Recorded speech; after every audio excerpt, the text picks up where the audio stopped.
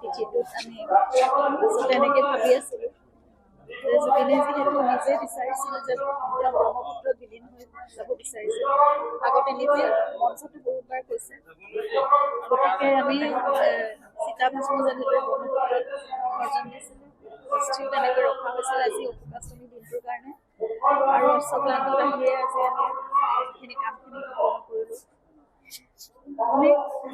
কায়িকভাৱে অৱশেষ সেইখিনি আছিল আমাৰ হাতত, আৰু তাতে মই সদায় গৈ তেওঁৰ লগত বহি কথা পাতিছিলোঁ, চাকি জ্বলাই। আৰু ক'ব লগা আজি আৰু সেইখিনি তাৰমানে তেওঁ কায়িক অৱশেষখিনি একেবাৰে বিসৰ্জন দিয়া হয়। গতিকে এতিয়া তেওঁ মানে য'তেই থাকে শান্তিত থাকক, আৰু তেওঁ যেনেকৈ বিচাৰিছিল ব্ৰহ্মপুত্ৰৰ বুকুতে থাকক, সদায় এনেদৰে চিৰপ্ৰবাহ অমৰ হৈ থাকক, তেওঁলোকে কামনা কৰিছিল। কোৱা হয় যে ইয়াৰ পিছত যেতিয়া বৈকুণ্ঠলৈ যাত্ৰা সুখত থাকক আৰু সকলোৱে থাকক। হয়, অইন বেলিৰ দৰে এই বেলিও উত্তৰ গুৱাহাটীৰ ঐতিহ্যমণ্ডিত শ্ৰী শ্ৰী অশ্বক্লান্ত দেৱালয়ত অশোকাষ্টমী পৰ্ব আৰম্ভ হৈ গৈছে। ইতিমধ্যে দিনৰ 2 বজালৈ থাকিব। সমূহ ভক্তপ্ৰাণ ৰাইজৰ উপস্থিতি আমি আন্তৰিকতাৰে কামনা কৰিছোঁ। ইতিমধ্যে ৰাতিপুৱাৰ পৰা ভিৰ দেখা গৈছে।